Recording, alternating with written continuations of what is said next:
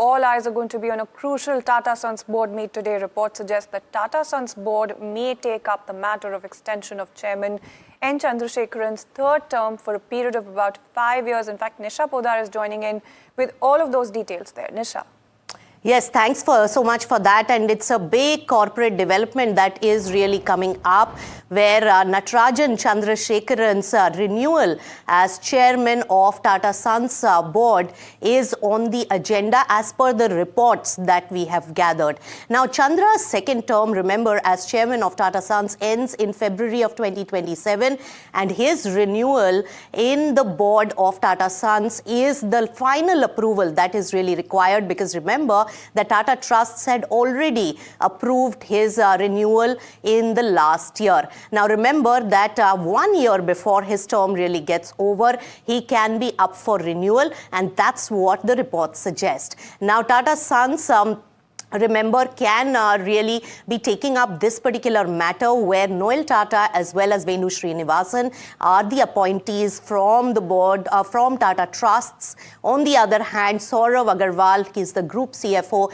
he is on the board as well. Harish Manwani, Anita George are the independent directors, while N. Chandrasekaran is the chairman, where as per rule, he could be recusing himself when it comes to voting on this particular matter. Now remember, Tata Sons is at a very critical juncture. There is Tata Group's Capex cycle, which is really taking shape, and business continuity and leadership continuity will be in focus. Now, looking at some of the ventures which are under process are all future sectors which are redefining the entire Tata Group in terms of the businesses they are present in: semiconductor push, electric vehicle expansion at Tata Motors, renewable energy scale up at Tata Power. These are some of the critical projects which are underway, and there is a huge Capex cycle, and therefore leadership continuity will be watched out for by the markets when it comes to Tata Group. Now remember, under N. Chandrasekaran, well, the group's market cap has surged above $350 billion,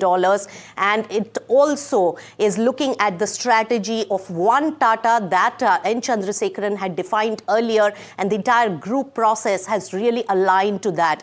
One of the big important aspects was Air India acquisition under his term, even consolidation with Air Asia, as well as Vistara, and that behemoth being created in aviation space also entered the semiconductor manufacturing, battery cell gigafactories as well, and launched Tata Neu as the super app for integrated consumer services. So lots happened, acquired even Bhushan Steel when it comes to their steel business, big basket acquisition to establish the foothold in the Q-commerce business as well. So all those are the highlights of his term as the chairman of Tata Sons. At the current moment, Tata Sons, remember, has the cash cow of Tata Consultancy Services, the crown jewel, and that is facing challenges because of macroeconomic headwinds as well as AI disruption in tech. Now, N. Chandrasekaran is a techie, and he has spent a large part of his life in TCS, and he's taking the lead in reinventing TCS as a major cash cow, and that is on the agenda